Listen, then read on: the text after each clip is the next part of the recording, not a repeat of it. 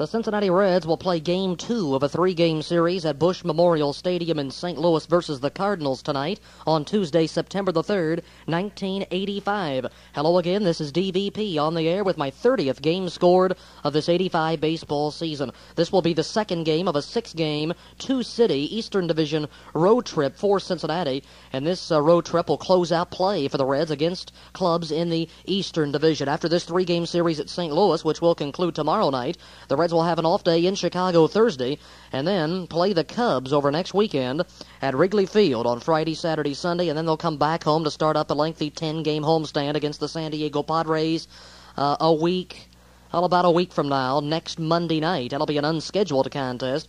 They'll play next Monday and Thursday, 2 scheduled off days, but they're going to play those days because, well, they're going to be making up those ball games that they missed due to the short 2-day players' strike early last month.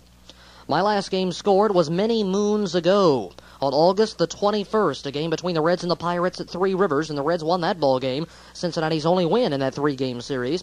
And so this will be a very lengthy Reds recap section here on this cassette. A total of 12 games to take a look at since I last scored a contest. 7 Reds wins and 5 losses. And I also want to pass along several Cincinnati Reds roster changes that have taken place since August the 21st. Let's take a look at those right now, and then I'll have a rundown. I'm going to go very quickly through these games. 7 wins, 5 losses. And I'm going to have to scurry right along to get them all in. And, of course, we also want to talk about this evening's ball game, September the 3rd, as the Reds will look for their second in a row over St. Louis. The Reds won last night 4-1 to kick off the 6-game road trip. Some Reds roster changes. There's been several of them. We also want to make mention of the fact that Johnny Franco was named National League Player of the Week on August the 26th. Yes, indeed. We'll say that right off the top. He's the second Red to be a Player of the Week here in 1985. Dave Parker earned the honor twice in the month of May. And, of course, he was Player of the Month for May. And John Franco, the first Reds pitcher to be named Player of the Week in quite a few years.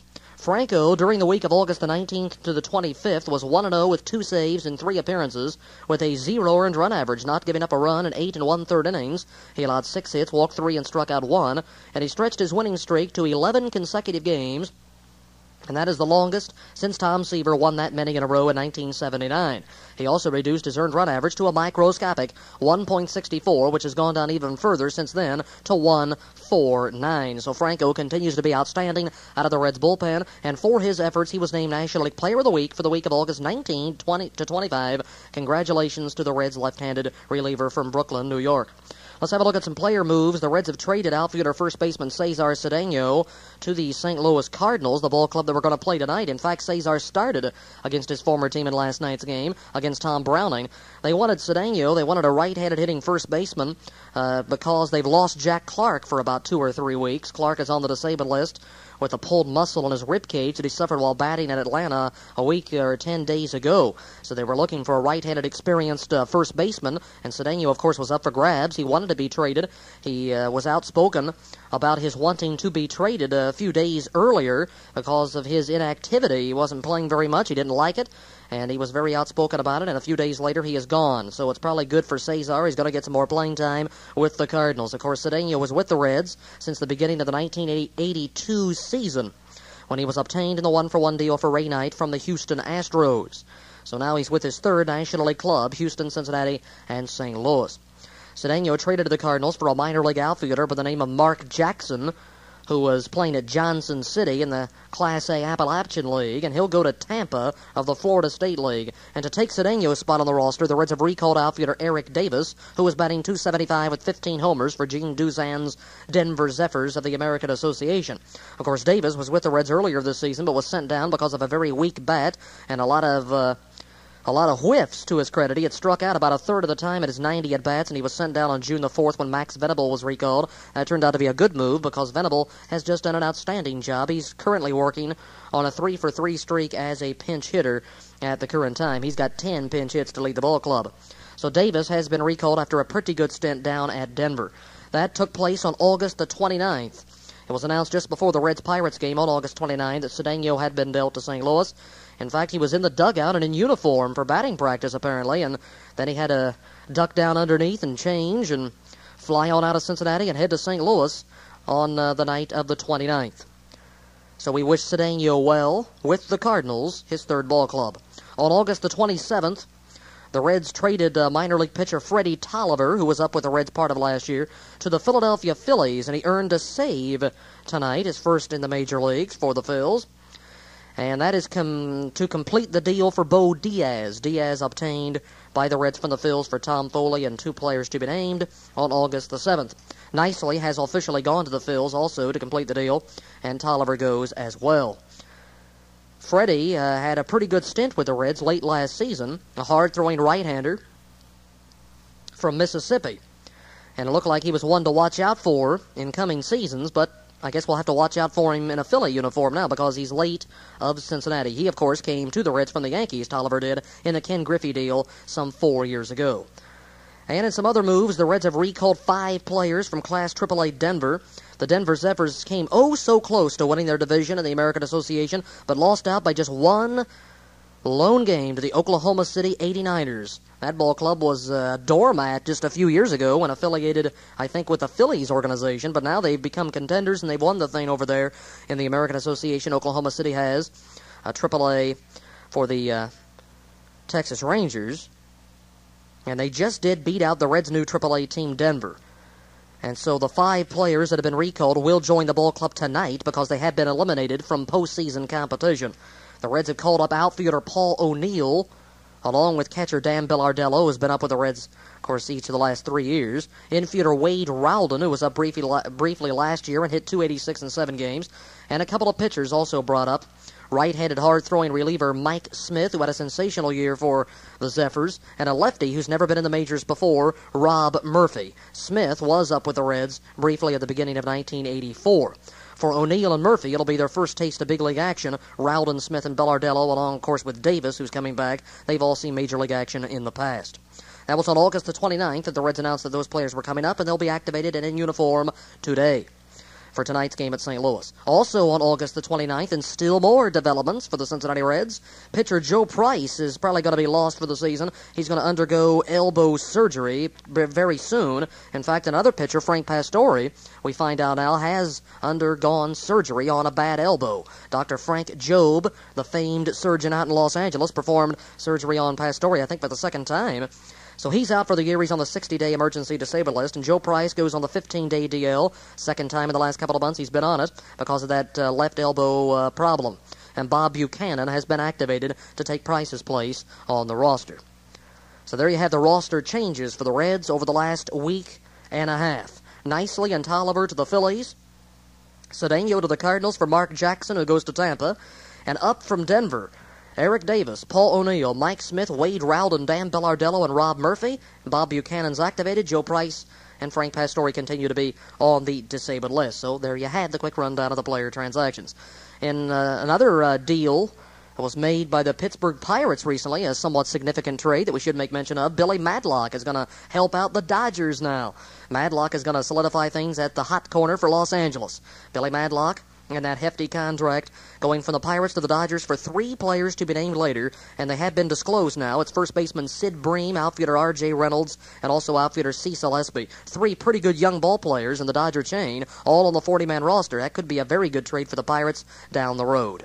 Now let's have a look at these last 12 games. We got to get to it. The Reds lost the final game of that last road trip. That was the longest road trip of the year. 4 cities and 14 games, 15 days. The Reds lost 2 out of 3 to the last place cellar-dwelling Buccos, and that's a cardinal sin. We couldn't win that series. I scored the only win in the series.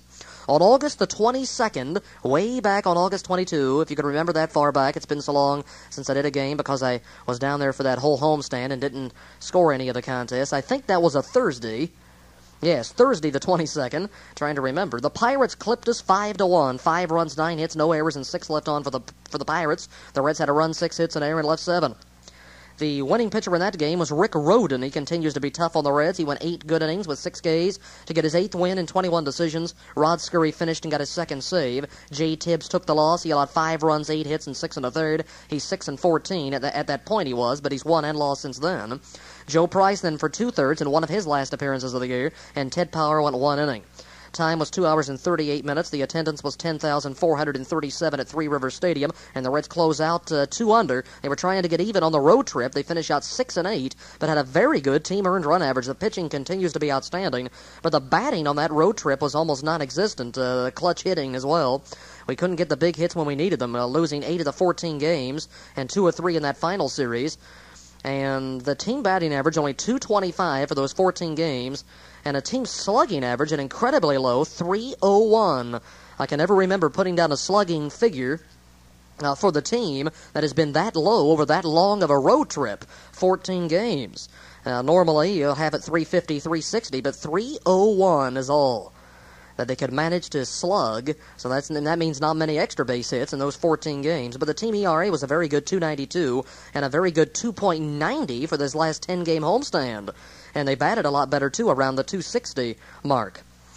Let's see, what else do we have for the August 22nd contest? No homers in the game. A game-winning RBI for the pitcher himself, Rick Rhoden. He went 2 for 3 and got his 3rd game winner of the year.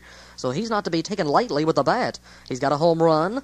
He's got 7 or 8 home runs lifetime and 3 game winners this year. An interesting sidebar, on August 22nd, the Reds had a stolen base, and can you believe that's the last steal by a Reds player? Yes, indeed, folks, that's a couple of weeks back. Yes, it has almost been 2 days shy of 2 weeks. And they have not stolen a base in these last 11 games. And the Reds have been really a running club the last couple of years with people such as Eddie Milner and Gary Reedus, but they just haven't been getting the chances to steal, apparently. They've been caught stealing 6 straight times up through last night's game. Hopefully we can stop that streak tonight. Eddie Milner has our last stolen base. It was off of the pitcher Rick Rhoden and off of Pirates catcher Tony Pena in the first inning, August 22 at Pittsburgh. That's his 25th. He was later caught stealing in that game, and the Reds were 0 for 5 in steals on the last homestand. When was the last time we had a 10-game stand at home and didn't steal a single base? I can't remember it, and I've been keeping track of those stats for homestands the last 3 years. That's got to be a first. But we're still stuck on 130 steals, with Milner last month getting the last one. All right, let's go to the August 23rd ball game. That starts up this lengthy homestand. Reds against the Chicago Cubs, first of 3 on Friday the 23rd. The Reds pull it out in the bottom of the ninth, and a former Red got the game-winning RBI. I should say he's now a former Red, but of course he was a Red then, and that is Cesar Cedeno. And in fact, he came up with a couple of clutch pinch hits in that homestand, and was 3 for 9, in fact, in these last 11 ball games. Not too bad, so he went out sort of with a flourish before being traded to St. Louis, and he hit a home run in his first game with the Cardinals after being traded on the 29th. On August 30, he belted a home run, was 1 for 2 in that game. Cesar got his 4th game-winning RBI of the year with a pinch hit RBI single to left field with nobody out in the bottom of the 9th inning that plated Ronnie Oster with the game-winning run. Oster had tripled to lead off the bottom of the 9th, and really it was Katie bar the door. There was no way we weren't going to score that run, and Cedeno got it in as he rammed a base hit against Larry Sorensen in that bottom of the 9th. Sorensen is the loser. He didn't get anybody out. He's 3 and 5. John Franco got the win. 3 more excellent innings for him. Of course, that was in the midst of his Player of the Week as he stretched that winning streak to 11, went 11-1 on the year, as he followed Andy McGaffigan's good 6-inning stint in which he allowed just 5 hits, 2 runs with 3 walks and 6 Ks. So the Reds have another 1-run win. They were 4-0 in 1-run games on that homestand. It was sort of a hot and cold stand, and I was down there situated up in the Red boxes. Very good location for all those 10 games. We saw some good baseball, and then again, some not so good baseball on that homestand. The Reds were shut out 3 times in those 4 losses as they went 6-4. Shut out 3 times, but then again, we shut out the Pirates in back-to-back days, and I'll have those recaps coming up, as Tibbs and Browning turned in a couple of shutouts. So we had the good pitching at 290 earned run average, but the batting in some of those games just wasn't there. We couldn't get some big hits when needed, and it really could have been a much better homestand than it was, because 3 times shut out, my gosh, on your home turf, that's too many. But still, we did manage to finish 2 over on the homestand. The Reds had 3 runs, 8 hits, no errors, and left 9 in the 3-2 win on August 23rd. 6 hits, 2 runs, no errors, 8 left on for the Cubs. 2 hours, 28 minutes, 34,283. A good start, attendance-wise, to that homestand. They drew 276,000 plus for those 10 dates, and drew over 100,000 for that first weekend against the regional rival Cubbies. There were no homers in the game. Van Gorder, Saski, Cedeno, the runs batted in for the Reds. Jay Bowler started for the Cubs, followed by Ron Meredith, and then Sorensen. Sorensen the loser, Franco the win. Then on Saturday night, August the 24th, the Cubs blanked us.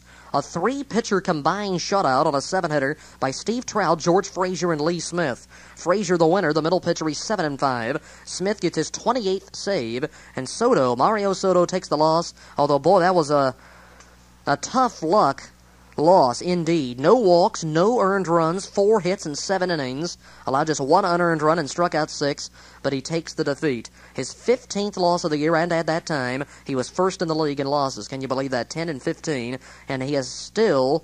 Well, he finally did win a game. Yes, he did. He won the final game of that homestand against the Pirates on September 1st. He went the entire month of August winless. That was his first win since July the 30th. He's only won 3 times since June 4 when he beat the Bucks. Ted Power, Joe Price, and Tom Hume followed, and Power got raked for 4 hits and 3 runs in just 1 inning. And so he really lost it for us, but Soto gave up that first run, so he's charged with the loss. 4 runs, 9 hits in air, and 5 left on for the Cubs. No runs, 7 hits in air, and 7 left for Cincinnati. 2 hours, 43 minutes, and there were no homers in the game.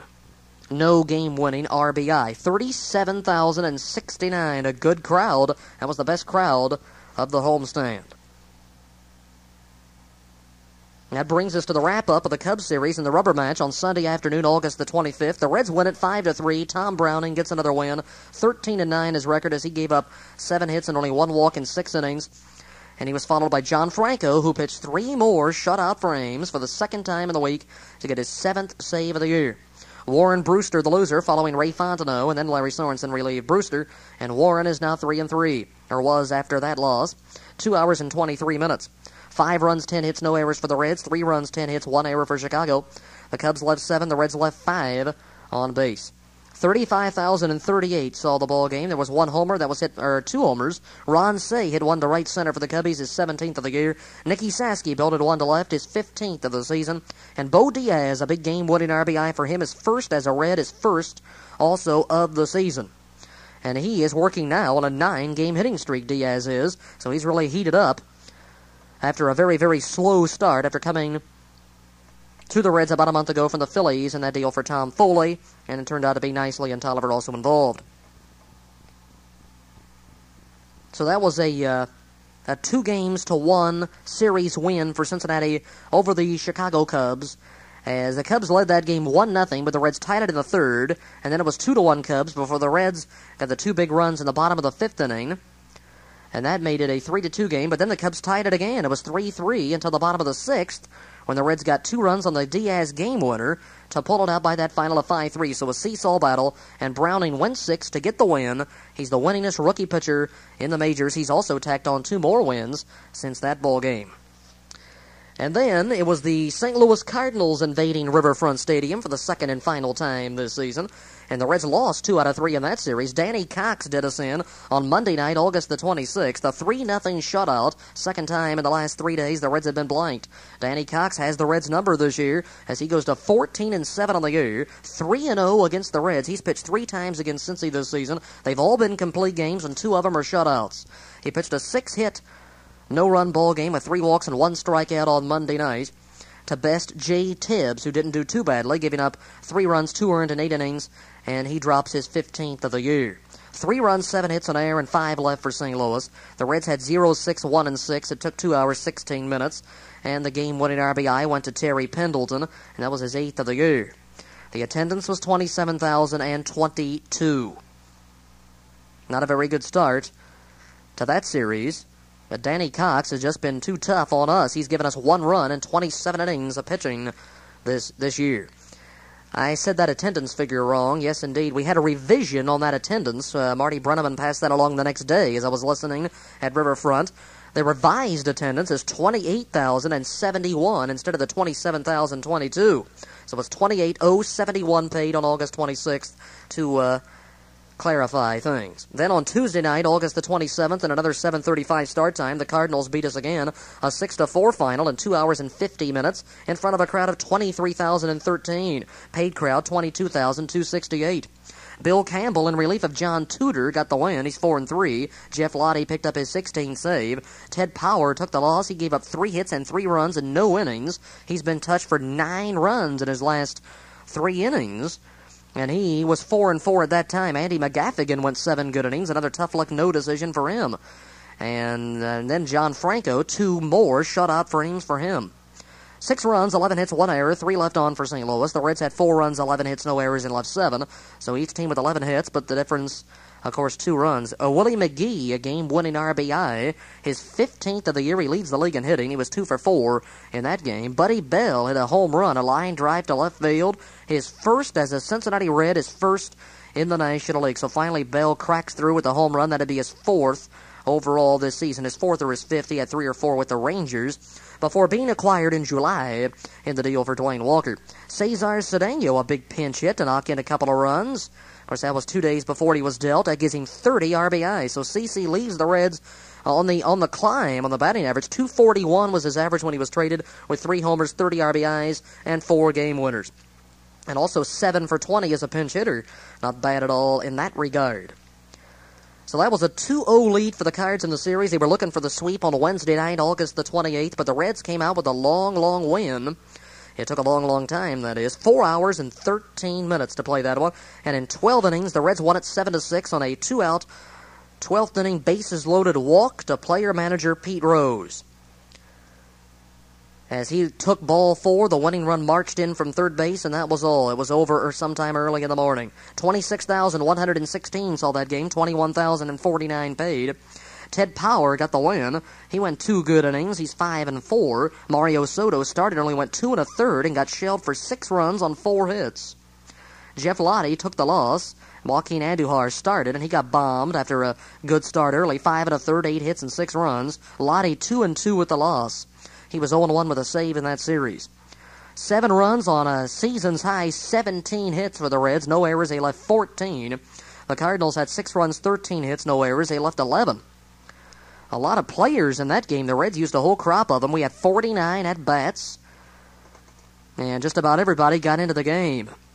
Rose was 2 for 6, drove in 2 runs as he further reduced his magic number for breaking Ty Cobb's all-time hits record. Rose, entering tonight's game against the Cardinals, needs just 5 to tie and 6 to break the record. He's at 41.86 through yesterday, but he will not be playing tonight. Tony Perez will get just his second start against a right-handed pitcher. Rose made that announcement yesterday. Pete is a little bit cold at the plate. Tony's been fairly hot, so Rose decided to sit down.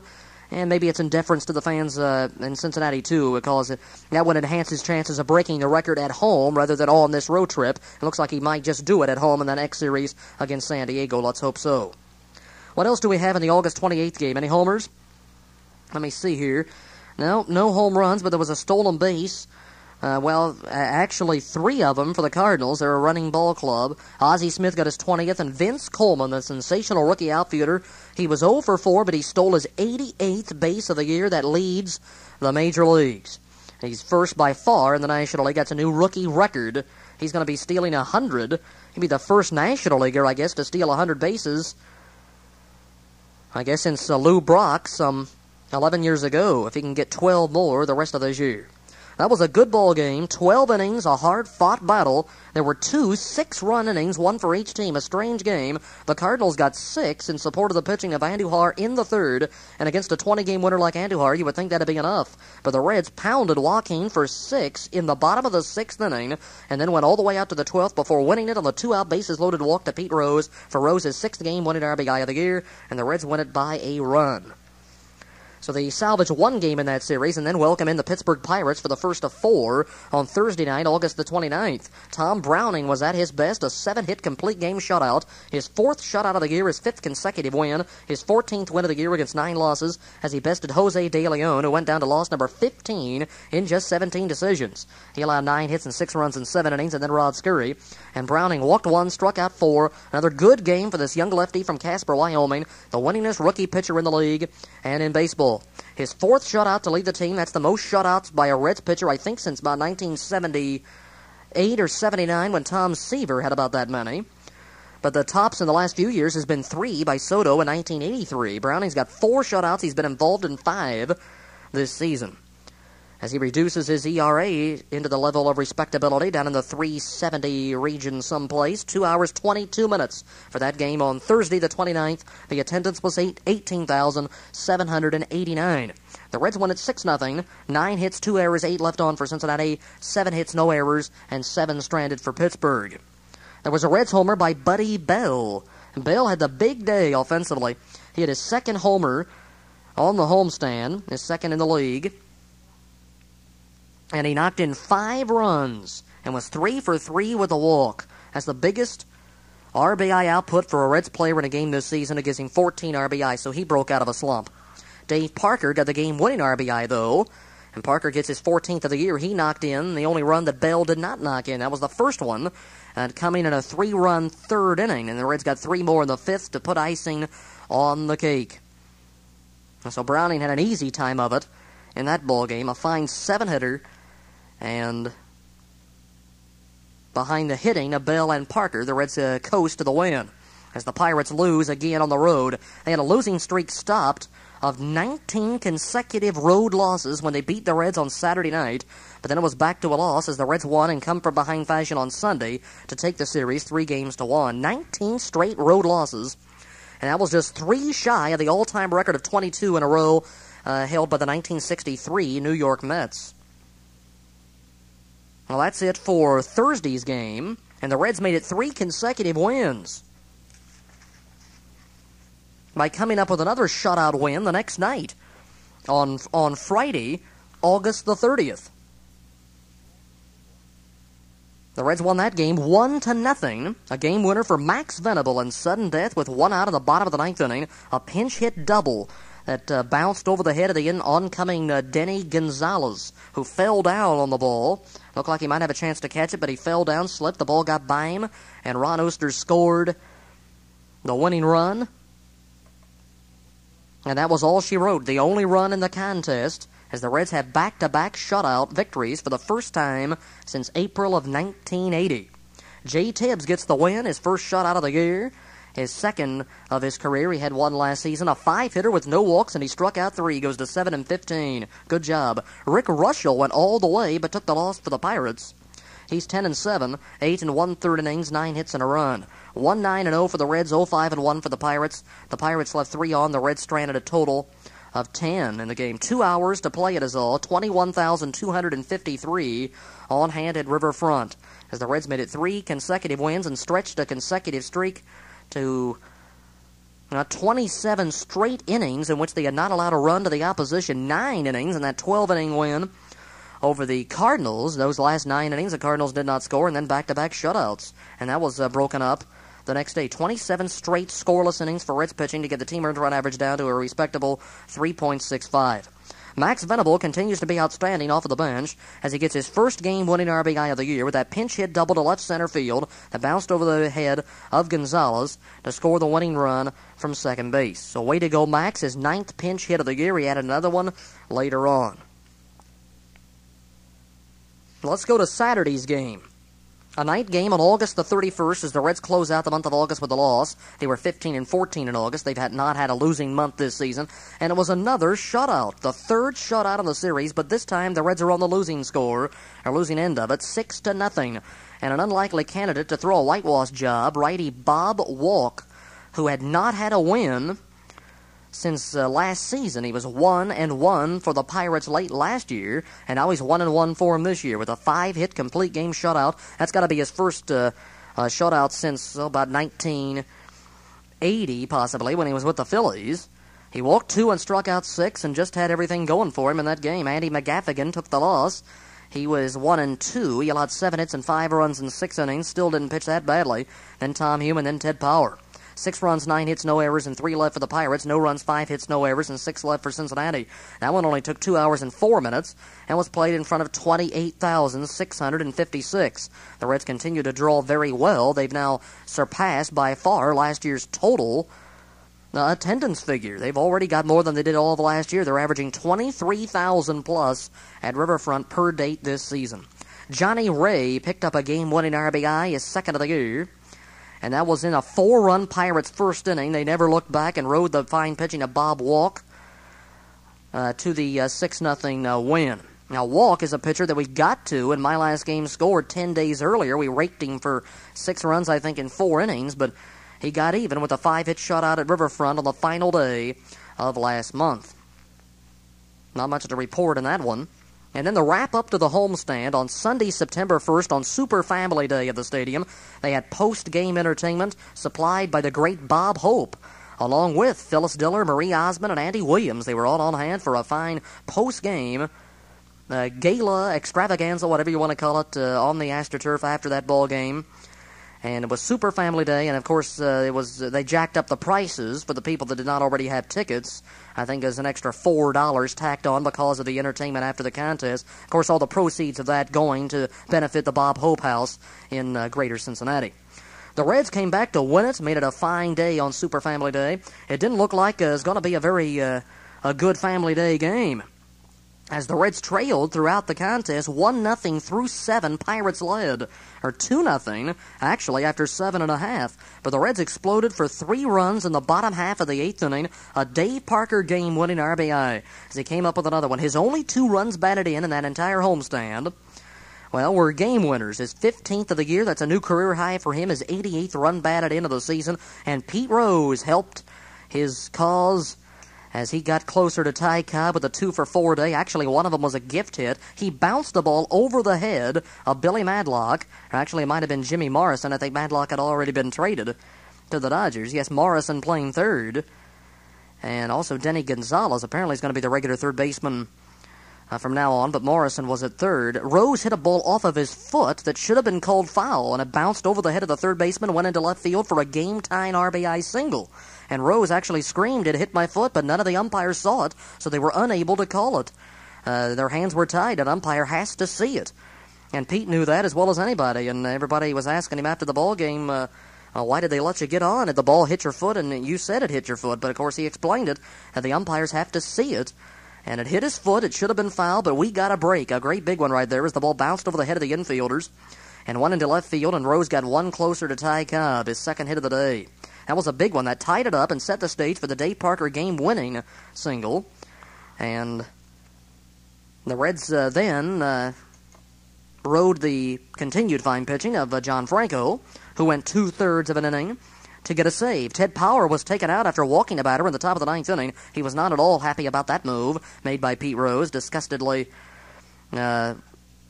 walked back to the dugout and down into the clubhouse. Didn't stay for the remaining 2 outs. John Franco, but well, he's been doing the job, and he's going to go with your hot hand. And Franco's been the ace of the bullpen of late, and he gets his 8th save of the year. As he gets the final 2 outs, it was a big caught stealing on pinch hitter Lee Mazzilli, who had drawn the walk from Power, and for some reason he was running on the very first pitch to pinch hitter Sixto Lezcano, and he nailed him stealing easy. He didn't even bother to slide. And then Lezcano went down on a routine. He was either a grounder or a pop-up. It wasn't a strikeout, but Lezcano went down to win the ball game, and that was a fine come-from-behind 3-2 Reds win as they finish over 500 at 6-4 for the homestand, and they win that series 3-1. So that was a big win, a big boost, especially on a getaway day. It's always nice to have a victory. Also, if they'd have lost that game, it would just have been a 500 series against the lowly Pirates. We didn't want that. It would have been just a 500 homestand, and that wouldn't have been very nice. Instead, they go 3-1 in the series, 6-4 on the homestand, and makes it brighter for everybody as they start the month of September with that win. That was Sunday, September 1, a 2:15 game. The Reds had 3 runs, 7 hits, no errors, and left 5. The Pirates had 2 runs, 6 hits, 1 error, and left 8. Soto got the win. Mario went 8 good innings to get his 11th win. He breaks a 4-game losing streak, his first win in over a month. He's lost 15 times. Franco the save, and Rod Scurry is the loser. He's the only left-hander that had a decision against the Reds in that entire homestand. He's 0-1 in relief of Rick Rhoden, and then Don Robinson went 2/3 to finish it out. 2 hours, 32 minutes. Good crowd for the Super Family Day game. 30,062 paid in total. The Reds have now drawn 1,469,000 and change at Riverfront through this past homestand. Bo Diaz got the Reds started. He trailed 0-2 in the count, and then got it all the way out full to 3-2 before blasting a home run into left center field. And that started the Reds on their way back. That led off the 8th inning for Diaz's 3rd home run of the year and his first as a member of the Reds. And then we had following RBI hits by Rose and Parker to win the ball game 3-2. Fine come-from-behind style victory. Looked like we were down and out for the count. I didn't think they'd get any runs. Thought they were going to be shut out for the second straight day, but not so. They come off the bat and score 3 in the 8th to win it by a run. And finally get Soto that 11th win, most elusive. And that brings us to last night's game. We're still not through with these games to talk about. The 12th and final one I have to recap is a Reds victory, 4-1 last night, so the Reds will be trying to make it 3 straight wins this evening. On Monday night, in a 6:35 special early starting time, 5:35 in St. Louis, September the 2nd, a Labor Day holiday ball game. The Reds win it behind more good pitching. The pitching's been outstanding of late. We got about a 2, or actually a 3 ERA in the last 30 days. Not bad at all. Tom Browning gets his 6th straight win. He was 9-9 at one point. He's now 15-9. He went 6 2/3, allowed 4 hits in a run. He had a perfect game for a while. He had a no-hitter, I think, through 4. In fact, he did have a perfect game. He got 12 straight before faltering in the late innings. But John Franco came out of the bullpen and did his thing again. Boy, he's the Pedro Borbon of the Reds this season. He can pitch every day and go 2 and 3 innings. I'm a little bit worried about that. You got to be worried. I guess Pete Rose isn't. He keeps on calling on him every day, it seems, and he seems to go to a fairly lengthy time every single ball game. But it hasn't affected his performance. He continues to be outstanding. Reduces that earned run average to 149. He gets his 9th save and his 2nd in as many days. He allowed 4 hits but no runs, and a couple of double plays really helped us out in that ball game. The Reds turned 3 in the game. Browning 15-9. He walked 3 and struck out 5, and Franco the save. Joaquin Andujar takes the loss, so he's 0-1 with a no decision in his last 2 games, both against Cincy. He gave up 3 runs, 6 hits, and 6 innings. He's 20-8. And then Todd Worrell came on, a rookie, and then Bill Campbell. 2 hours and 15 minutes for that game. And the totals, 4 runs, 9 hits, no errors for the Reds. 6 left on. The Cardinals had a run, 8 hits, no errors, and left 7. A home run for Dave Parker. He blasted one deep into right center field, a high-towering shot. His first since August 15th. His 24th of the year. He now has 90 runs batted in. He's 2nd in the league. Max Venable continued to do his thing. He got a start because of all that good hitting he's been doing off the bench. Pete Rose gave him a rare start out in left field, and he came through with a 1-for-4 day and a game-winning RBI single in the top of the 3rd inning. His 2nd game winner of the year, and they've both come in the last week. So Parker breaks out of a dry spell with a 2-for-3 day, knocked in 2 and scored 2, a big home run to give the Reds a 3-0 lead, and the only Cardinal run came on a Willie McGee homer. He blasted a line drive to left field in the bottom of the 7th inning, nearly had another one earlier off the top of the fence that went for a double. Of course, he's the league's leading hitter. He was 2-for-4 in that game. He's batting .369 to lead the majors. He's been something else. And that is his 8th homer of the year to deprive Browning of yet another shutout that he was involved in. The attendance, 30,276. Paid crowd, 29,026. So the Reds make it 5 wins in their last 6 ball games with a 4-1 win over the Cardinals at Busch Stadium to start off the 6-game road trip last night on Labor Day, September 2. Well, in glancing back through these last 12 games very quickly, I think I did pretty well because I only missed 1 home run. Now, there weren't really many homers. Well, on the last homestand, there were only 6. The Reds hit 4 and gave up just 2, one to Say and one by Tony Pena. Now, Pena hit a 3-run homer August 31st. That was his 8th of the year, and that's the one I failed to mention, but I'll say it right now. Normally, if I have a long Reds recap, I won't say some totals for one of the games or a couple of home runs I'll usually skip by because there's so many things to look at, but I think I got everything taken care of here on this cassette. That's a lot of things to talk about. 7 wins, 5 losses in these last 12. The Reds coming in now have a record of 69 and 60. If they can win tonight, it'll do, well, really a couple of things. It'll put the Reds 10 games over 500 for the first time this year and for the first time since 1981. And it would also give the Reds 70 wins, which is significant because that's the number the Reds won all of last year. So only 1 more win to equal their entire 84 total victories. So, obviously, this 85 season is going to be a much, much better one than the 1984 version of the Reds under Vern Rapp and Pete Rose. Well, it's time to go to tonight's contest, finally. On September the 3rd, 2nd of 3 at St. Louis, Reds against the Cardinals.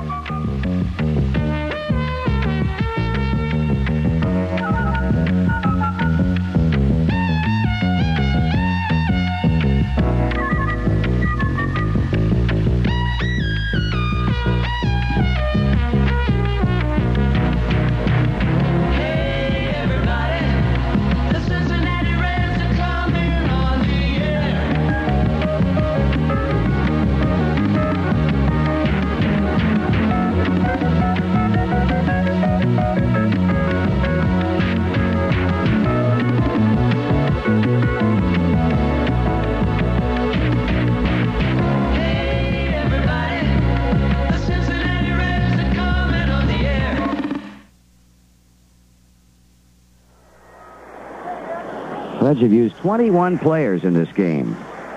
Swing and a miss. He chased a bad ball away from him.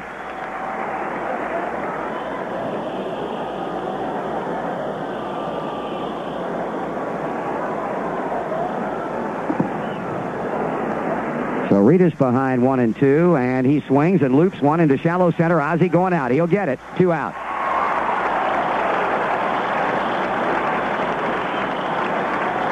He has a great first reaction. He goes right in the direction of the baseball and wastes no time getting to it. So Isansky has struck out. Ritas has popped out. And here's Eric Davis, and he, like Ritas, also struck out with the bases loaded in the 7th inning.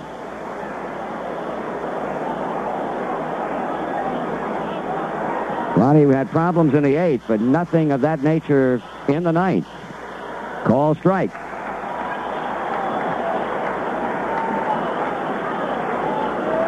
Parker bouncing out of the dugout, hoping to get one more at-bat. That's just a little bit outside. 1-1.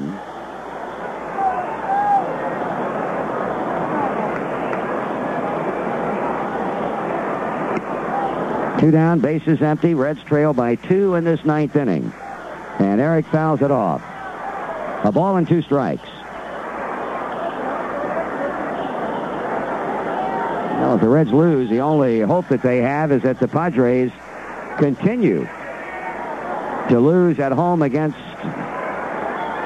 the New York Mets. Here's a fly ball to right. It'll be caught by Van Slyke, and the Cardinals win it.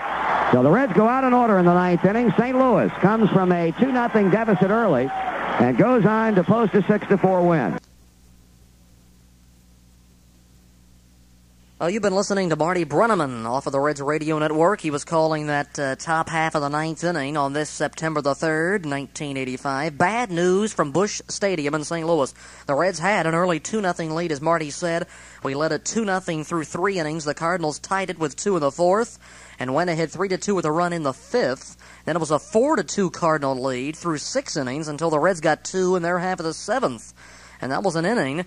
That was a strange frame. Whitey Herzog, manager of the Cardinals, used 5 pitchers in that inning, and he only used 5 in the game. They all worked in the 7th.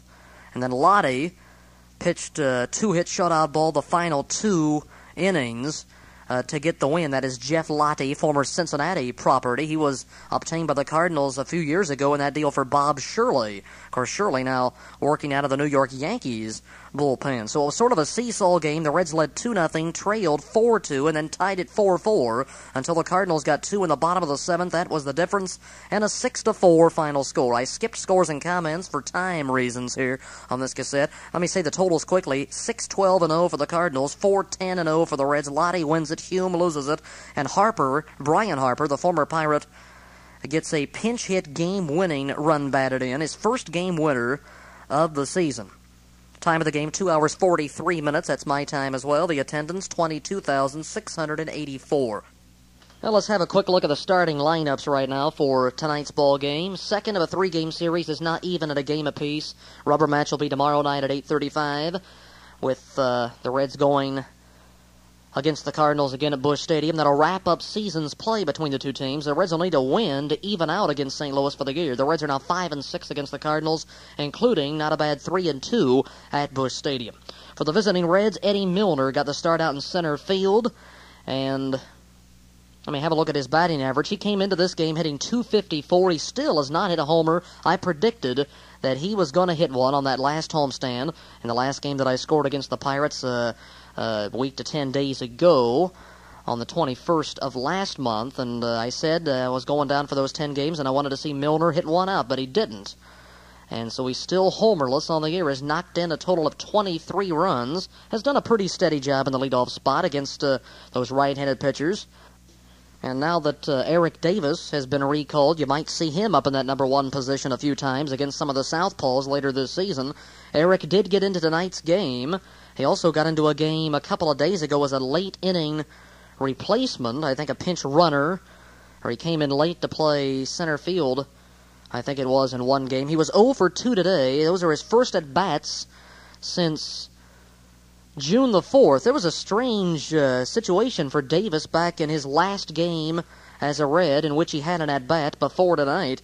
I seem to remember it against the Pirates at Riverfront on June the 4th. He was a pinch runner, and the Reds batted around, and he came to the plate. The pinch runner actually batted Davis, and then later that night we learned that he was sent down to the minor leagues. And Davis had a good game. He was 1 for 1, knocked in a run, and scored a run also, and I think he stole a base in that game on June 4th. Then he was sent down, hit .275, knocked in a bunch of runs, had 15 home runs. Not too great, but not too bad either for Davis at AAA before being brought back. Coming in at 189, Eddie Milner, again, 254, he's knocked in 23.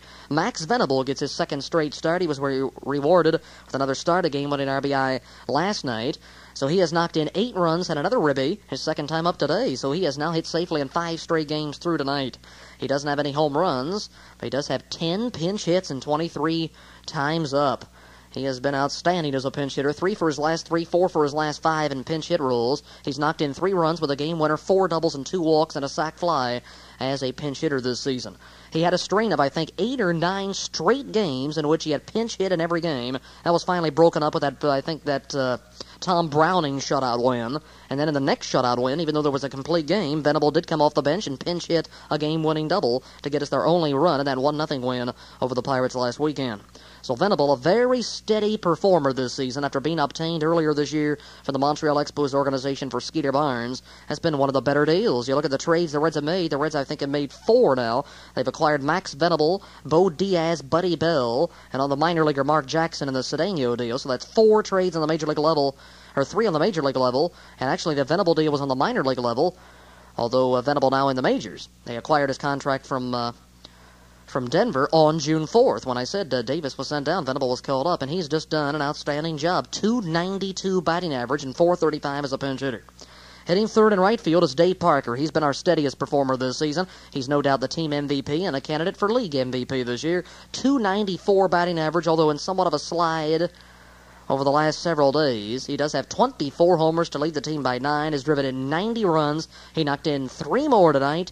He's got 93, and he now leads the league. And he leads the league by himself in doubles, too, with another one tonight. Gives him 33. That's the most he's had since about 1977.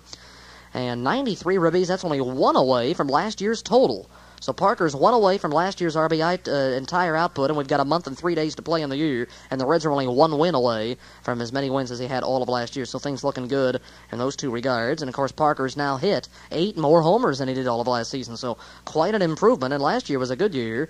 And Dave has just been sensational since coming to the Reds. He's knocked in no fewer than his total now of 93 in those 2 seasons.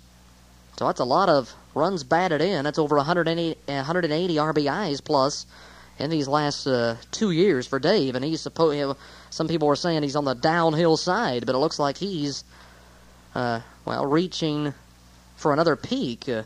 Looked like he was in a valley there for the Pirates the last couple of years with them, but then reached another pinnacle in a fine career with the Reds last year and this season. Hitting fourth at first base is Tony Perez. He's only getting a second start all year against a right-handed pitcher. He's going against the righty Force tonight. The only other time he started against a right-hander was back in late May at Riverfront when he went out against the Cubs' Dick Ruthven. I think the Reds won that game behind Soto 1-0.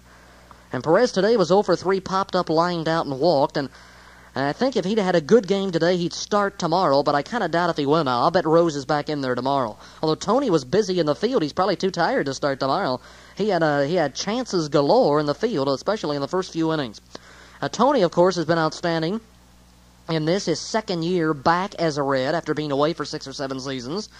And, of course, he was a long-time Red from 64 to 76, then was traded to the Expos in that horrible trade in 1976.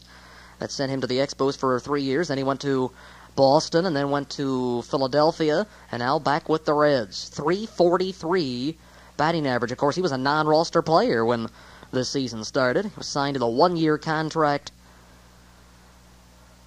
Yes, he has been signed to a 1-year contract. Still up in the air as to whether he will play next year. Maybe he'll be a player coach, something of that nature next season. Of course, he was obtained in a trade for a player to be named from the Phillies in December of '83, and I don't know who he ever gave to the Phillies. Probably was cash in that deal. He had .241 last year. He's batting 100 points better than that this season at .343.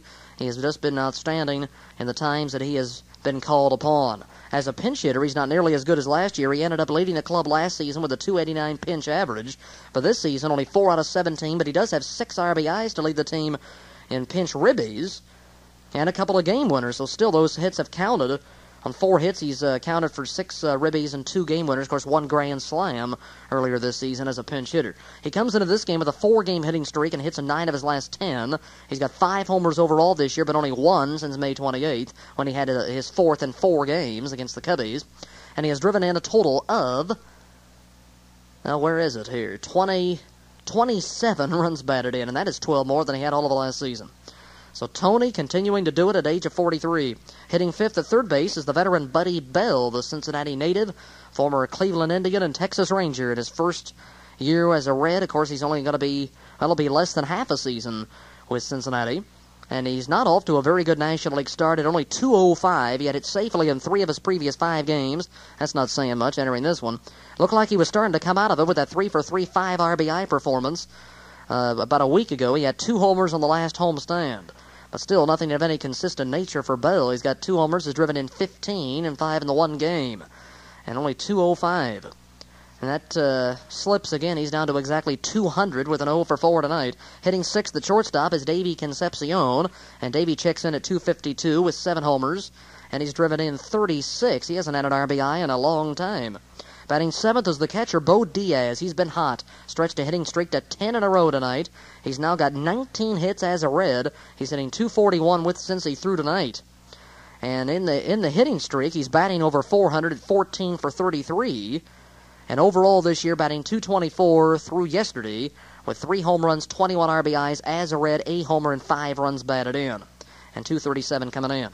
Batting 8th is the second baseman, Ron Oster. Why he continues to bat 8th, I don't know. He's the top hitter on the team. .301, that's better than Dave Parker now. Parker's 6 or 7 points behind that.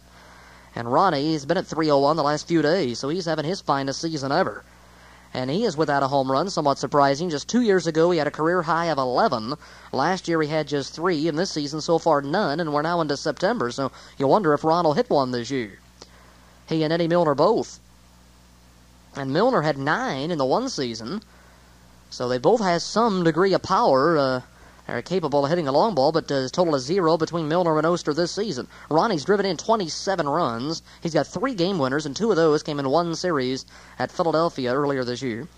And next in the order is the pitcher Jay Tibbs. He's not exactly a threat with the bat, with 3 hits and 26 strikeouts and 49 at-bats, an .061 average. He has knocked in a couple of runs. For the St. Louis Cardinals, their leadoff batter is their fine, speedy rookie and a shoe-in for the Rookie of the Year award in Vince Coleman. .269 average and 88 stolen bases, and he's got to top the league in runs scored, too, with those heavy hitters behind him, and McGee, Herr, Clark, Van Slyke, Pendleton. They've all got a bunch of runs batted in. And Willie McGee, speaking of him, he leads the majors in hitting at .369, and he was 1 for 4 today, so that'll go down a point or 2. Hitting third at second base is Tom Hurd. He's having his best season ever. .321, second in the league, 4 homers, and he's third in the league in runs batted in with 89. He led the league for much of the season. So Tom Hurd, just you might say hitting above his head. He's having a career in 1 season practically. His previous high in runs batted in, I think, was something like 40. He's now got 89. Unbelievable. Hitting fourth is the catcher Darrell Porter, the former American leaguer, having an off season. Of course, he's been hurt. 200 average, 7 homers, 28 runs batted in. That's not a bad run production total for the low average. Hitting fifth in right field is Andy Van Slyke. He's doing a fine job for them. He had 3 straight hits in this game to up his .255 average from game time. 11 homers and 46 RBIs coming in. Next is Terry Pendleton, their second-year third baseman. Or he might be a rookie. He was up part of last year. Or no, he wasn't a part of last year, come to think of it. This is his first season, I believe. I'm trying to think last year if he was up.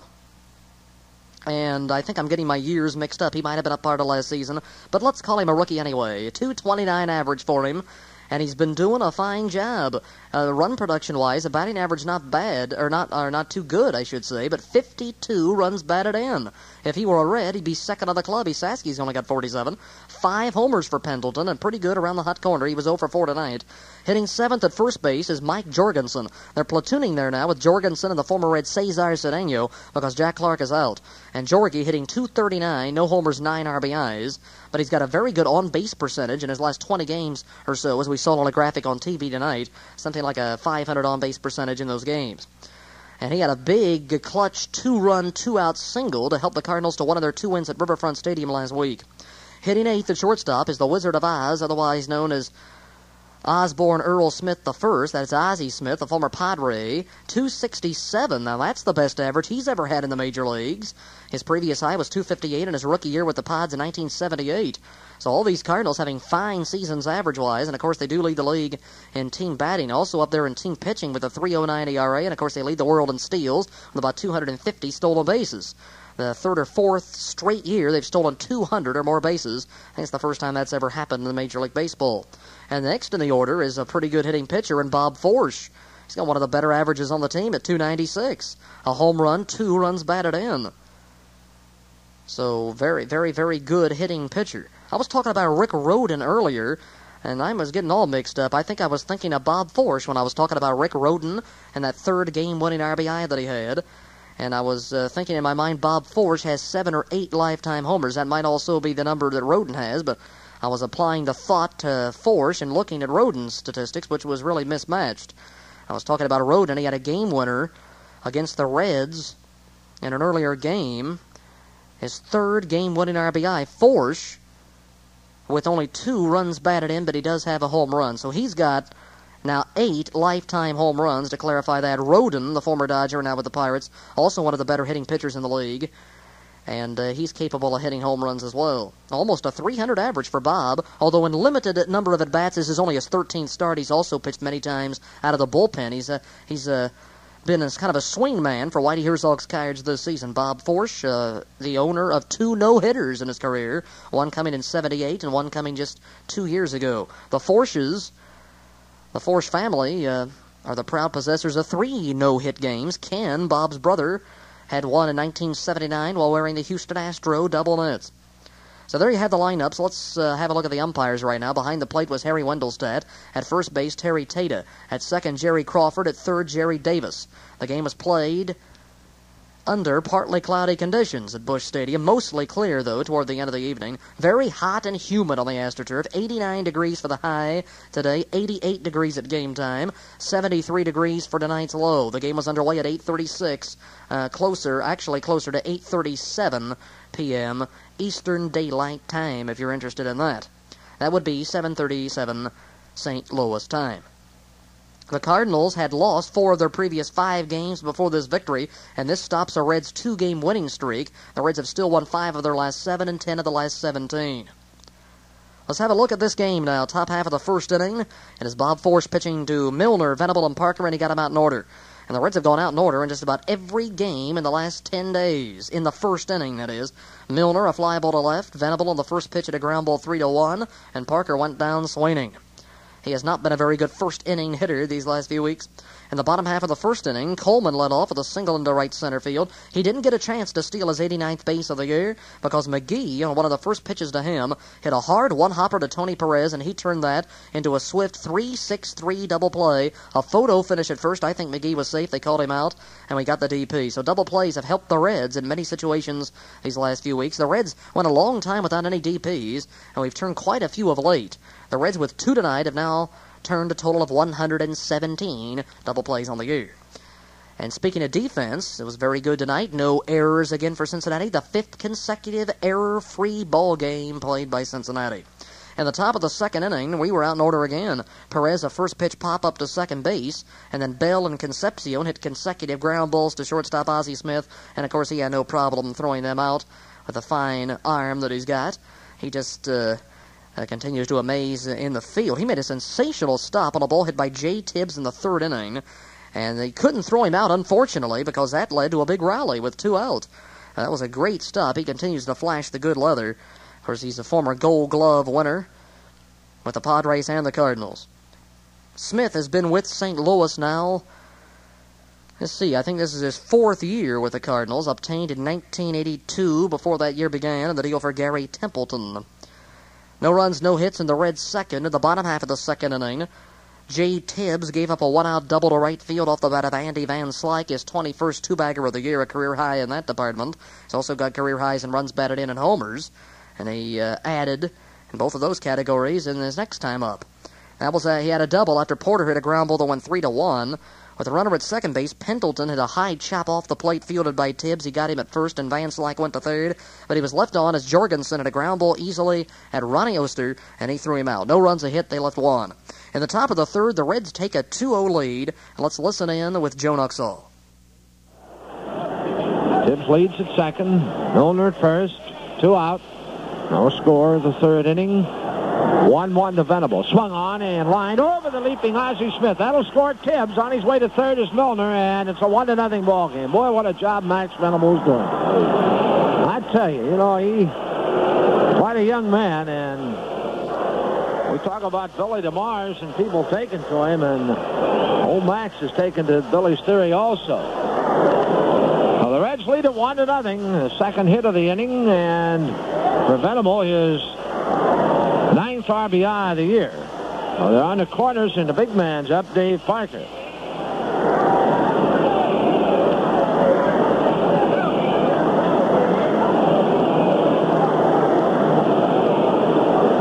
They've struck out to end the first inning. Park with 90 RBIs, 24 home runs, 32 triples. Having quite a year. 4 sets and delivers. Parker swings, grounds it up the middle. That's a base hit into center field. Venable makes a turn. He's on his way to third as Milner scores, and the Reds lead it 2-0. So all of this has gone on after the first two were retired. Tibbs, an infield single, a walk to Milner, and a single by Venable, and Parker's single to make it a 2-0 game. And here's Tony Perez with. So that was a fine 2-out rally put together by the Cincinnati Reds in the top half of that third inning, as you heard, called by Joe Nuxall, the old left-hander. The first 2 batters were retired, and the pitcher was at the plate, so it looked like an easy frame. The first 8 went down in order, but then 1, 2, 3, 4, 5 consecutive batters got on base after the first 8 were retired by Bob Force, so kind of hot and cold for him. Diaz started off the third with a fly ball into deep left center, a nice running catch by Willie McGee. Along with his other assets of fine hitting, he's a good outfielder, too, and can go get him in center as he ran that ball down easily in the gap. Then on the first pitch, Oster grounded right back to the pitcher, and then Tibbs had that infield base hit up the middle. I spoke of it earlier. A fine diving grab by Smith. He came out of nowhere. He saw it on TV. All of a sudden, he was there with the ball, and he could not throw Tibbs out. And that's just Jay's 4th hit of the year in some 50 at-bats. So he's not even still hitting 100, but this is a big hit for his team. He comes around to score. That kept the inning going for Milner. He drew a base on balls, and then Venable came through, as you heard Joe call, a slicing base hit over the shortstop's head. Ozzie could not climb the ladder high enough. A single into left center for Max. He's got a 5-game hitting streak, his 29th hit of the year. He ups that average from 292 and gets his 9th RBI. He has been outstanding of late. Of course, he's got the 5-game hitting streak, and 3 of those games are just one-shot a one-shot thing, a pinch hit. And now he stretches it with a hit here as a starting left fielder. And it's an RBI to give the Reds a 1-0 lead. And, of course, if this 2-0 lead could have stood up and we had never trailed or been tied, it would have been the 3rd game winner in the last few days for Max. Of course, that's not the D. And then on the very next pitch, Parker came through with a base hit into center field that got Milner in, who had gone to third on the base hit by Venable. And Venable went all the way around to third base. So we got him at first and third again. 2 in for Perez. He walks on a 3-2 pitch. That loads him up for Buddy Bell. He had a ground ball 4-3 to end the threat. 2 runs, 3 hits, a couple of walks, and 3 men left on, and all that after the first 2 batters had been set down. I noticed something in the replay there. Joe Nuxall was reading off Parker's statistics. 24 homers, 90 RBIs, and he said 32 triples. And boy, if he had 32 triples, that'd be... My heavens, that'd be first by far in the majors. Willie McGee leads the league with 16 triples. He meant to say 32 two-base hits, of course, and Parker Well, with 4 triples this year, whereas he had none last year, 4 is a pretty good figure for him. That is tied for second on the team. Another thing that he's up there among team leaders in. And for a while, he did lead by himself with those 4 3-base hits. At one point, he led in homers, doubles, triples, runs batted in, game winners. Of course, he does lead in most of those categories, just like last season. But that was just a little bit of a slip of the tongue. It sounded kind of strange. I can't see Parker legging out 32 triples in one season. He probably doesn't have that many for his entire career. And so that's it for the third inning. We go to the bottom of the third, and Tibbs gets them out in order here. An Ozzie Smith ground ball to second on a full count pitch. That was a high pitch to Ozzie. I noticed that when we were watching on the TV, and he seemed to just chop down on that pitch. It had a scorching one-hopper to Oster, and he got him easily. But I think a power hitter might have planted that ball out in right field beyond the fence someplace. But Ozzie, not known for a lot of power. He's got 4 homers, has knocked in 37 this season. Of course, I think he'd only had something like 6 homers lifetime entering this year. Has hit 4 this season.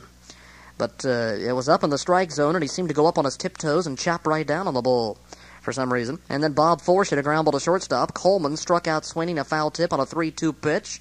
He was up 3 balls, no strikes, and then there were 3 straight strikes to get Coleman. It's a good thing. And you want to keep him off the bases as much as you can.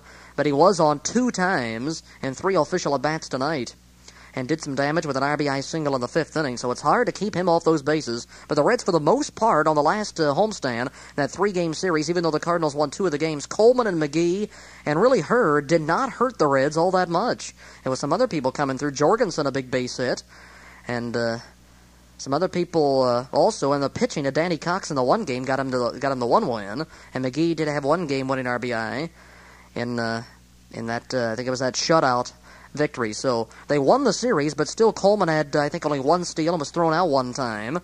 And McGee held at bay for the most part as well.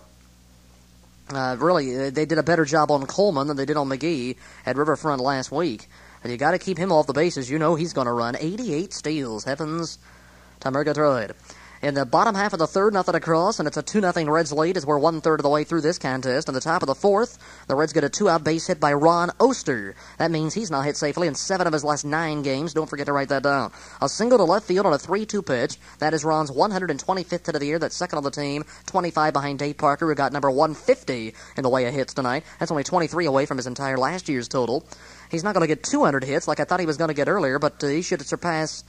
Well, he should at least be right around where he was last year, 175 to 180 hits when this season closes down for Dave Parker. And Ronnie just having a sensational year.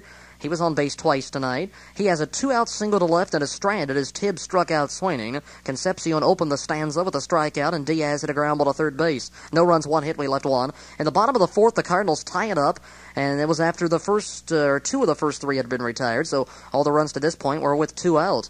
They had a couple of seeds in this inning off of Jay Tibbs, actually 3, and one of them left the park.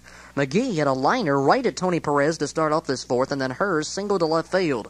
And then Porter hit a rocket that was caught on a leaping stab by Davey Concepcion at shortstop. Fine catch. His throw to first was a little bit wide. They would have had a DP, but it pulled Perez off the base. So 2 out, 1 on for Andy Van Slyke. It's too bad we didn't get the double play because Van Slyke on a 3-2 pitch rockets a home run to right field.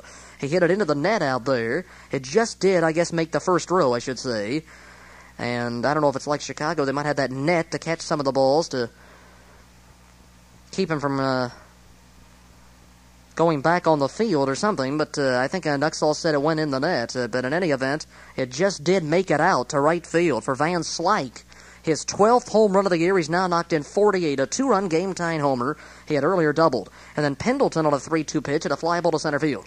2 runs, 2 hits, nobody left on. In the top half of the 5th frame, the Reds get a base runner, but there's a double play to take Forsch off the hook here. A leadoff single to right by Eddie Milner. Milner's now hit safely in 5 of his last 7. That's his 90th hit of the year. He's up to 255, not too bad for him. And he is then forced on the first pitch ground ball hit to second by Max Venable that goes 4-6. And on the first pitch to Dave Parker, he wraps into a double play, 4-6-3, no runs, 1 hit. In the bottom of the 5th, the Cardinals take a lead, so the 2-0 Reds lead had totally evaporated the last couple of innings. In the 5th, Tibbs walks Jorgensen on a 3-2 pitch, and then on another 3-2, he gets Smith to hit a ground ball 4-3 with the runner going. Jorgensen makes it to second, so the last 4 batters had all gone to 3-2 counts.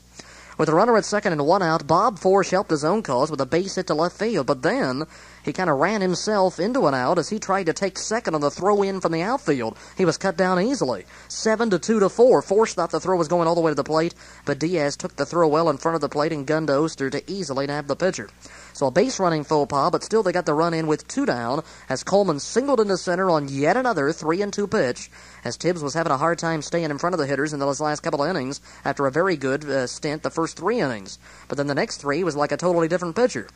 So Coleman gets an RBI, and at this point it's the game winner to give him a 3-2 lead. Of course, it turns out not to be, as the Reds tie it later. McGee then singles into right field, another hit for him. That moves Coleman all the way around to third. You can't stop him from running those bases. And then Herr ends the inning with a ground ball to first base, so not too much damage. They get a run on 3 hits and strand a pair.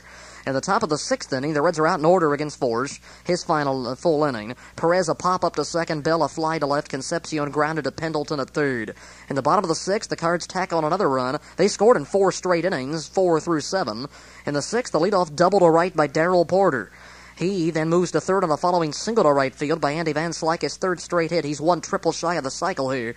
Then we've got a pitching change as lefty Bob Buchanan, his first appearance since early August against San Diego, August the 5th. After that, he was placed on the disabled list because of elbow problems. Everybody's got elbow problems.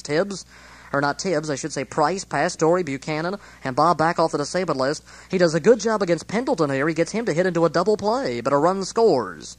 6-4-3. The Reds second of the game, and Porter scores. So nobody on 1 in, 2 out for Jorgensen. He singles to left field. He's then forced on an Ozzie Smith ground ball to shortstop. They get a run on 3 hits, and 1 man is left on. So the Reds now trail by 2 going to the 7th, and we get 2 in this 7th inning. And let's listen in once again with Joe Nuxall. Worrell strikes out Reedus, and Daly strikes out Davis, and here's Parker, and Dave swings and pops it up. That might be a base hit. It is a base hit, rolling down to the bullpen. Still rolling, and on his way to second is Parker, and it's a tie ball game. Well, if you swing the bat, you're dangerous, and that was an absolute cue shot over the head of Terry Pendleton down the left field line, and all of a sudden it's a 4-4 ball game. As we say, we'll take them any way we can get it. So it looked as if that was going to be a routine pop-up for just a second, but it was in no man's land, I guess, as Parker cued one over the third baseman's head and into shallow left field along the left field line for a 2-run, game-tying, 2-out double to left field for Parker. His second hit of the ball game, his 150th of the year. He's now hit safely in 8 of his last 9 games. And in his slugging average up to .518, his batting average up a point to .295 with that base hit. His 33rd double of the year, and leads the team by 8 and leads the league by 1. Or possibly 2. I think he might lead by 2. That does lead the league. 33 doubles and 2 more RBIs, 3 for the game and 93 for the season, to lead the National League now, 1 more than Dale Murphy at last check. So a big 2-out, first pitch, 2-run double to left by Dave Parker. Boy, that was a strange 7th inning. It took forever. 5 pitchers. To start it off, Force pitching to Diaz. He singled to center field for a 10-game hitting streak for Bo, his 35th hit of the season. And then Oster walked. There was a pinch runner in for Diaz, Tom Runnels. First and second, nobody out, a new pitcher, lefty Ricky Horton. He's going to face pinch hitter Krenchicki, but he's taken down for the right-handed batting Esaski once the left-hander's brought on, so a lot of movement going on. 21 players in the game, and we used a total of 5 pinch hitters. Esaski brought off the bench. He comes through with his 4th pinch hit of the year. A single into center field, but it's too hard to get a run in, so the bases are loaded now. And as pinch hitters, we did a pretty good job tonight, going 2 for 4, but the other 2 that made out struck out. The Reds are now 10 for their last 21 as pinch hitters, a .476 pace, and this must be one of the best pinch averages in the league. 247 for the club. 45 hits, 26 RBIs, 30 walks, 3 home runs, 4 game winners, with Venable setting the pace. And Esaski now 4 out of 8. Not bad. And then there's another pitching change. Right-handed rookie Todd Worrell comes on to make his 3rd major league appearance. They've all been against Cincinnati. He does a good job as he gets pinch hitter Gary Reedus to strike out swinging. As he tried to check his swing, he could not do it. But Reedus still very good, 5 out of 13 as a pinch hitter. Well, Whitey Herzog back to the mound. Another pitching change. It's lefty Ken Daly. He comes on to face another pinch hitter and Eric Davis. He looks at strike 3 called. His first at bat since June 4. He's now 1 out of 7 as a pinch hitter with a home run as a pinch hitter. So 2 straight pinch hitters strike out, and still bases loaded, 2 out, and then Parker comes through with his double into left field off of Daly. Then another pitching change. Right-handed Jeff Lottie comes on, and Cedeno comes on to play first base and bat ninth. And Lottie does the job as Perez hit a line drive to right field that was snared by Van Slyke. So 2 runs, 3 hits, no errors, 2 left, 5 pitchers used in that inning. That's the most you're ever going to see in an inning. But then in the bottom of the 7th, the tie is fractured just as quickly as it is attained by Cincinnati, as the Cardinals score 2 of their own to take the permanent lead. Now this is against Tommy Hume here in the 7th inning. Yes, Buchanan was hit for by Krenchicki, and so we got a new pitcher, Hume, coming on to pitch. And where's he batting? He's batting in the number 4 slot. Esaski comes on to play first base for the 3rd time this year. Cedeno leads off. He has a base hit against his former team into left center. So he's had hits in the last 2 games. He had a double and was thrown out trying to stretch it into a triple. A bad base running mistake in last night's 4-1 Reds win. And this is a big hit as he scores the winning run. So Cedeno gets some revenge against Cincinnati by scoring the winning run against his former team. A single to left center. He's moved up on a 1-4 sacrifice by Coleman. Nice barehanded play by Hume, and they just got him. McGee then fanned Sweeney. Then they intentionally walked Tommy Herr to get to the pinch hitter, Brian Harper, batting for Porter. Now Hume is taken out after the intentional walk, and in comes lefty John Franco. A rare, somewhat off outing for him because he gave up the game-winning hit, but no runs are charged to him, so his runless streak remains intact. He's only given up 1 run in his last 34 innings through tonight. A pinch hit, game-winning double to left field by Brian Harper, tonight's star of the game. So that gives him 2 RBIs. He's knocked in something like 8 as a pinch hitter, his 4th straight pinch hit. So he's done a job off the bench for Whitey Herzog. That gets 2 in. Runners at 2nd and 3rd for Van Slyke, looking for his 4th straight hit. He hits a ground ball 4-3. So 2 runs, 2 hits, 1 left. And the Reds have used 4 pitchers in the last couple of innings. And we use another one in the 8th. In the top of the 8th inning, this is against Lottie. Bell, a ground ball 6-3. Concepcion singles to center. And then there's a pinch hitter for Van Gorder in the number 7 slot. It's rookie left-handed batting outfielder Paul O'Neill, making his major league debut, just activated today. And on the very first pitch he ever sees in the major leagues, he ropes into right center for a pinch hit single. What a way to break in. He'll remember that off of Jeff Lottie on a 0-0 pitch in the 8th inning on September the 3rd, a base hit. And it could have been a big hit, but it turns out not to be because Oster hits into a double play. The second that they have turned 6-4-3, and boy, we needed Ron to come through right there. We had the tying runs on base, and it's nullified as they turn the DP. So we had him at 1st and 3rd. 1 is left on, 2 hits, no runs. In the bottom of the 8th against Ron Robinson, he gets Pendleton to look at a 3rd strike. He then got Lottie to swing and miss for strike 3. Ozzie Smith hit a line drive to left field. Then in the 9th inning, the Reds are out meekly 1-2-3 against Lottie. First baseman Esaski looked at a 3rd strike. Left fielder Reedus, a pop-up to shortstop, and center fielder Eric Davis, a fly ball to right field caught by Van Slyke to end the game and give the Cardinals their 79th win of the year. They have the best record in the National League and the 2nd best record in Major League Baseball, trailing only the AL East leading Toronto Blue Jays. The final, Cardinals 6 and the Reds 4. Well, it's really going to have to be Motor City right now to get all these final stats in. For the Reds, their 130th game of the year. They're now 8 over at 69-61, a .531 percentage. The Dodgers won. The Padres lost tonight, so the Reds still in 2nd place. We jumped into 2nd place last night with that 4-1 win over St. Louis. First time we've been in 2nd for a while, so the Reds ahead of the defending NL champion Padres by a half game. The Reds are 7.5 back. The Pods fall to 8 back with the loss to the Mets.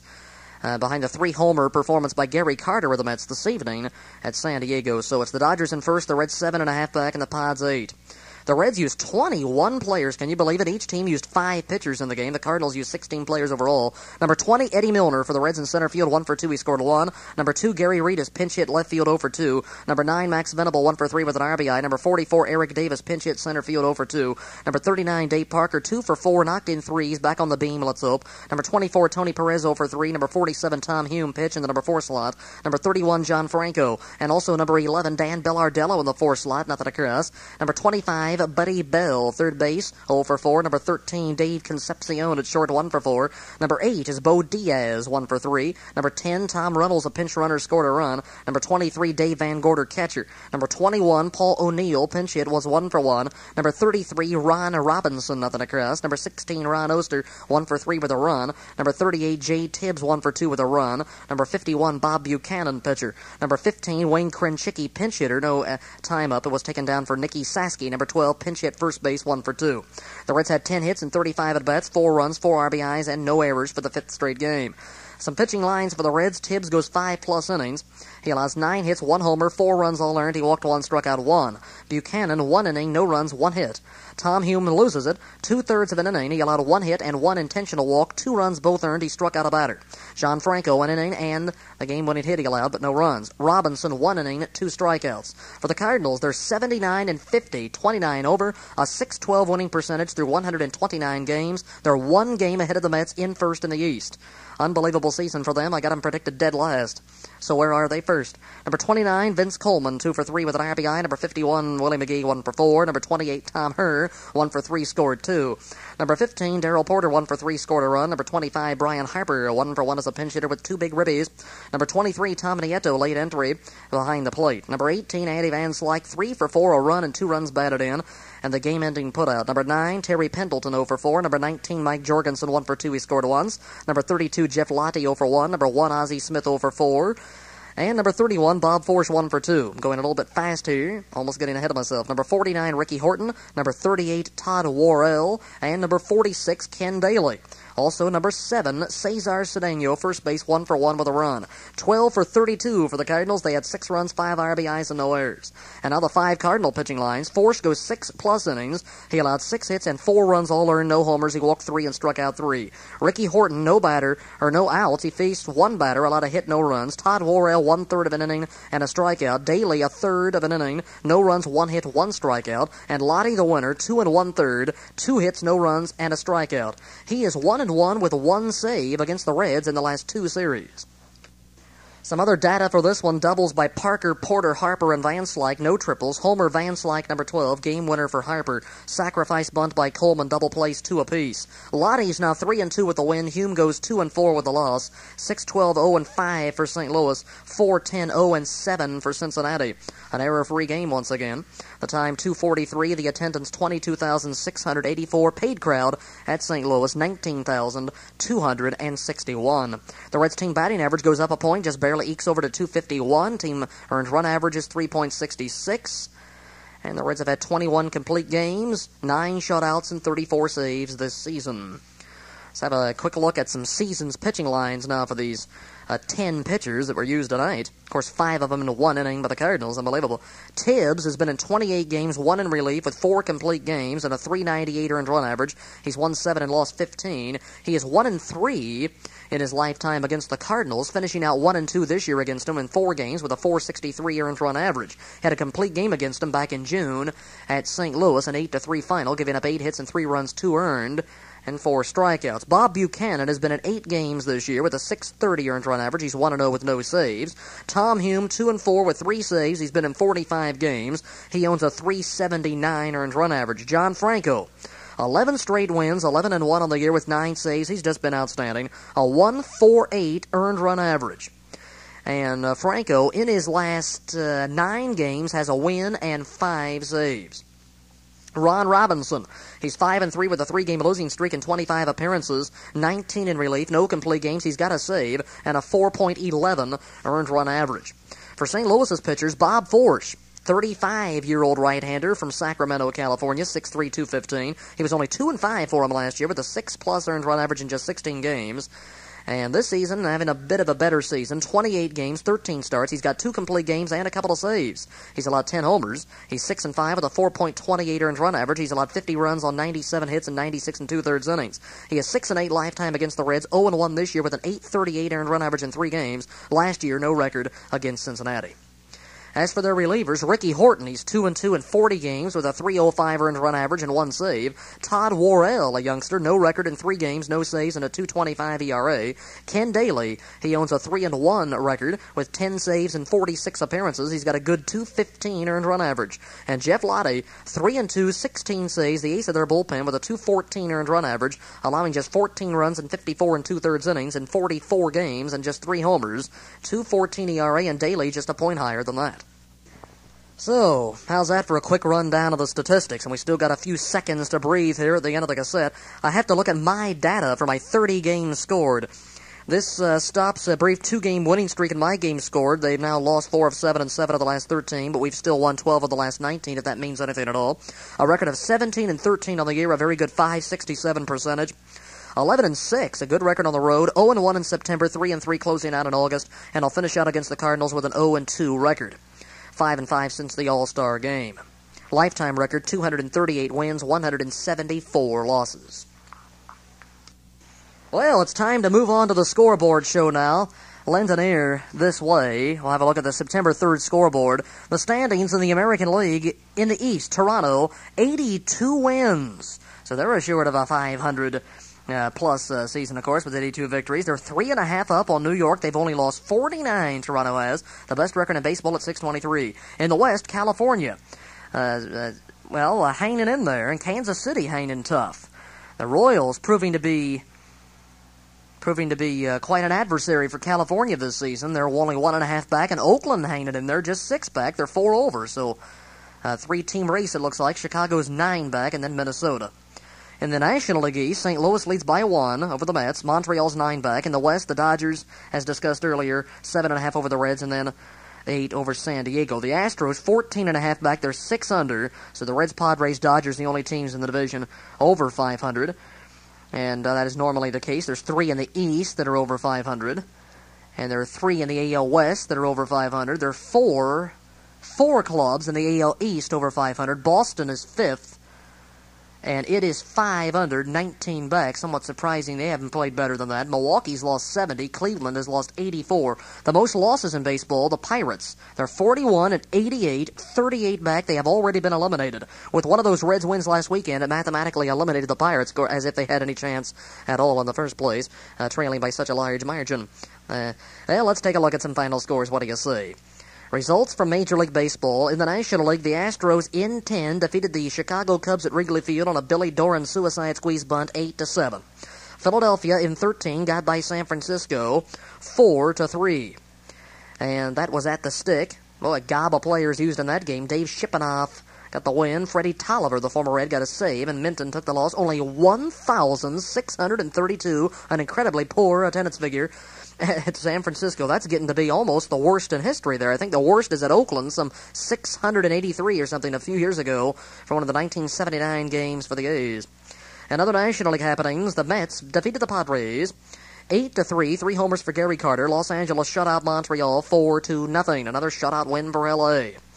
In the American League, Detroit annihilated California 14-8. Oakland squeezed by Baltimore 3-2. Kansas City, the same score, 3-2 over Chicago. New York 6, Seattle 3. The Red Sox defeated the Texas Rangers 6-4. And the Twins down the Milwaukee Brewers by a run 4-3. Let's again look back at the final from St. Louis tonight as the Reds lose. And the series is even at 1 apiece. Cards 6 and the Reds 4 in 2 hours 43 minutes in front of a crowd of 22,684 in St. Louis, Missouri.